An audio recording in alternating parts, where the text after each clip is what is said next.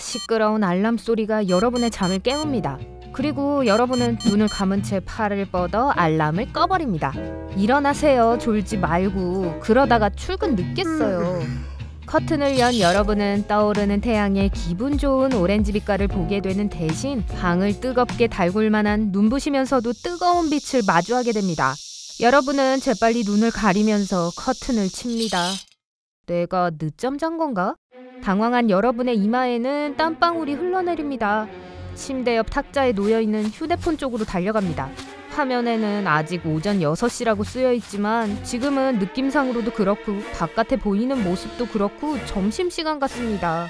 다시 창문 밖을 확인해봅니다. 나무들은 거친 바람에 거세게 흔들리고 있고 나뭇가지들이 거리에 흩어져 있습니다. 새들은 날개 위에 몸부림치면서 바람에 떠내려가고 있습니다. 그리고 그 순간 여러분은 속이 약간 메스껍다는 느낌을 받습니다. 늦잠 잔 것? 무슨 일이 벌어지고 있는 건지 모르는 것에 당황했나 보네요. 아니면 그 외에 다른 이유 때문일지도 모르고요. 띵! 여러분의 전화에 알림이 옵니다. 긴급 알림! 지구의 자전주기가 바뀌었습니다.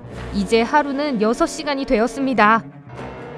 여러분은 제대로 읽은 것이 맞는지 확인하기 위해 그 문장을 여러 번 읽어봅니다.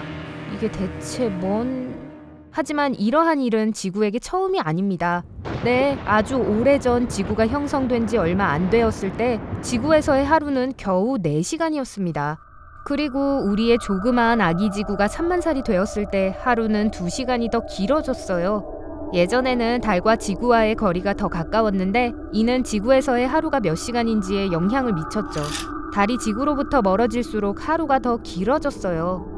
실제로 예전에 지구는 훨씬 더 빠르게 회전하곤 했었습니다. 하지만 우리는 그걸 직접 경험해보진 못했죠. 우리 인류의 조상들은 400만 년 전부터 존재했습니다. 전 그때 없었지만 그 당시의 하루도 거의 24시간이었다고 들었어요. 우리는 다 그렇게 알고 있었죠.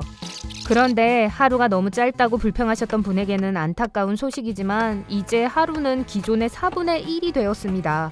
우리의 지구는 더 빠르게 회전하며 젊음을 달래기로 결정했거든요.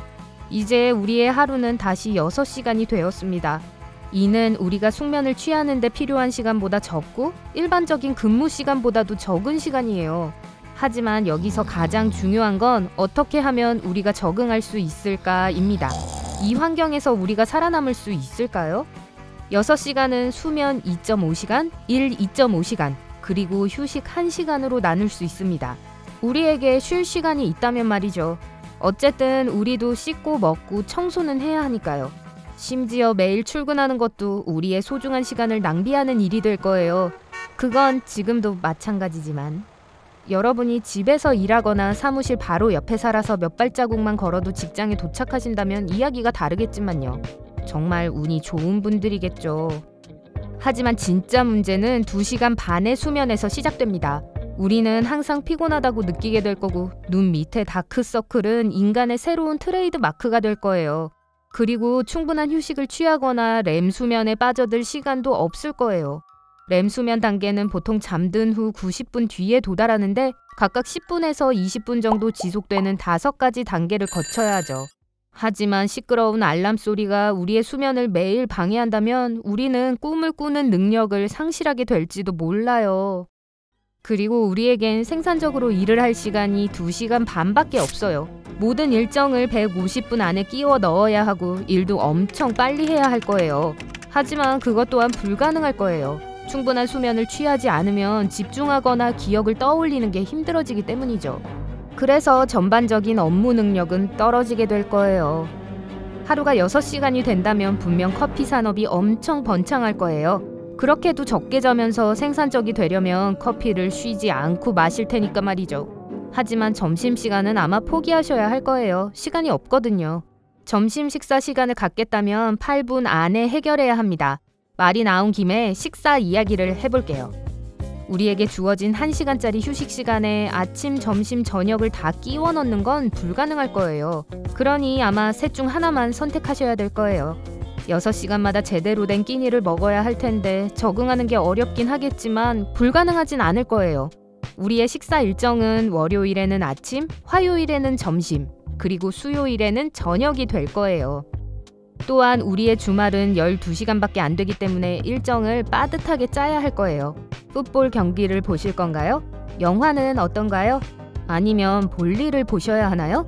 이제는 세 개 중 하나만 하실 수 있을 거예요. 엔터테인먼트 산업은 사치가 될 거예요. 그리고 어쩌면 엔터테인먼트 산업이 붕괴할지도 몰라요. 영화 한 편은 우리의 수면 시간이랑 비슷할 테니까 말이죠. 그렇기 때문에 영화가 성공하려면 영화를 짧게 줄여야 할 거예요. 그리고 스포츠 경기도 마찬가지겠죠. 그렇다면 쇼핑은 어떨까요?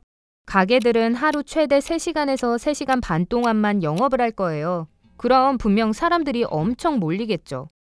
또한 우리는 매달 50시간 정도 일하게 될 거예요. 얼핏 들으면 좋은 소식처럼 들리겠지만 기억하셔야 할 건 기존의 한 달은 30일에서 7일이 조금 넘는 기간으로 줄어들 거예요. 날짜가 엄청 자주 바뀌겠네요. 행운을 빌게요. 하지만 이는 우리가 곧 직면하게 될 진짜 문제들에 비하면 사소한 불편일 뿐이에요. 아까 우리가 받았던 긴급 알림 문자 기억나시나요? 실제로는 그 문자를 받으려면 며칠이 걸릴 거예요. 왜냐하면 인공위성에 문제가 생기기 때문이죠. 인공위성은 지구의 자전 주기와 똑같이 회전하고 있어요. 이 방법을 통해 지구와 인공위성의 위치는 항상 똑같게 유지되고 있죠. 지구가 더 빠르게 회전하기 시작하면 위성 통신에 문제가 발생할 거예요. 항공, 은행, 일기예보, TV, 라디오, GPS를 비롯한 모든 것은 인공위성을 재조정하지 않는 한 고장이 날 거예요. 하지만 그 외에도 더 심각한 문제가 있어요. 인류의 태초부터 인간의 생체식의 주기는 24시간이었어요. 이제 밤은 3시간이 조금 안 될 거고 낮은 3시간이 조금 넘을 거예요. 하지만 햇빛이 3시간밖에 비추지 않으면 지구상의 그 어떤 생명체도 살아남을 수 없게 돼요. 우선 식물들은 제대로 광합성을 하기가 힘들어질 거예요. 잘 번성하는 식물도 있을 거고 자라긴 하지만 연약하고 노란 식물도 있겠지만 나머지는 멸종하게 될 거예요. 이것이 먹이 사슬에 영향을 끼치게 되겠죠. 토마토, 오이, 완두콩, 콩, 당근은 식탁에서 사라지게 될 거예요. 그러한 식물들은 광합성을 하려면 최소 8시간은 지속적으로 햇빛을 받아야 하거든요. 그렇기 때문에 만약 여러분이 화요일 점심으로 샐러드를 드시려고 했다면 그냥 잊어버리셔야 할 거예요. 하지만 걱정하지 마세요. 우리가 사랑하는 커피나무는 그래도 살아남을 테니까요. 일부 동물들은 먹이를 찾을 수 없게 될 거고 해양 생물들은 고군분투하게 될 거예요. 메기, 달팽이, 새우, 그리고 해조류를 먹고 사는 생물들은 먹이를 찾는 데 어려움을 겪게 될 거고 멸종하게 될 수도 있어요. 여러분의 머리카락은 더 천천히 자라게 될 거고 손톱은 약해지면서 잘 부러지게 될 거예요.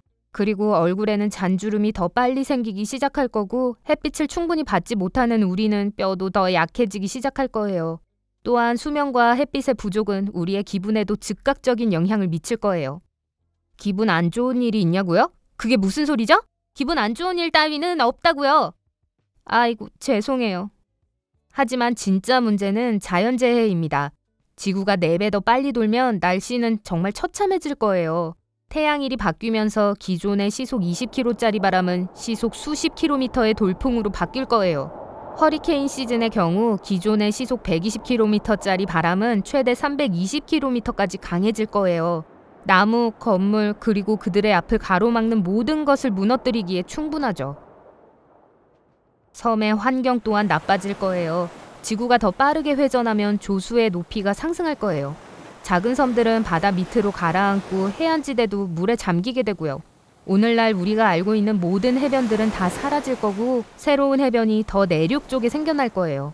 얕은 물에 사는 수생생물들은 그러한 변화에서 살아남을 수 없을 거예요. 또한 대륙이 더 빠르게 움직일 수도 있는데 이는 마치 다른 선박과 충돌하려는 크루즈선에 탑승한 것처럼 느껴질 거예요. 하지만 그게 다가 아닙니다. 맙소사. 현재 지구의 자전 속도는 지구의 모양과 연관이 있습니다. 지구는 완벽한 구가 아닙니다. 적도 부분이 약간 더 타원형으로 부풀어져 있죠. 새로운 자전 속도는 지구를 찌그러진 밀가루 반죽처럼 만들 거예요. 그리고 그 결과 대륙이 분열되면서 그 어떤 생명체도 살아남을 수 없게 조각날 수도 있어요. 좋은 소식은 이러한 일이 실제로 일어날 가능성이 거의 0에 가깝다는 거예요. 하지만 재미있는 사고 실험이죠. 네, 이건 정말 우리가 절대로 경험해보고 싶지 않을 만한 일이에요. 만약 이러한 일이 실제로 일어난다면 태양계에 있는 다른 행성으로 가는 것을 통해서 문제를 해결할 수 있지 않을까요? 화성에서는 거주가 가능할지도 모른다고 들었는데 여러분은 이것에 대해서 어떻게 생각하시나요? 저는 은하수를 택할래요. 화성과는 달리 은하수에는 하얀 쪽배에 개수나무 한 나무, 토끼 한 마리도 있으니까요. 그냥 그렇다고요. 여러분은 어떻게 생각하시는지 댓글로 알려주세요. 네, 오늘도 밝은 면을 통해서 세상을 구해냈네요. 제 역할은 여기까지입니다. 오늘 새로운 걸 배웠다면 이 영상에 좋아요를 눌러주시고 친구에게 공유해주세요. 여기 여러분이 좋아할 만한 멋진 영상도 준비해봤습니다. 왼쪽 또는 오른쪽에 있는 영상을 클릭하고 즐기시기만 하면 돼요. 삶의 밝은 면에 머무르세요.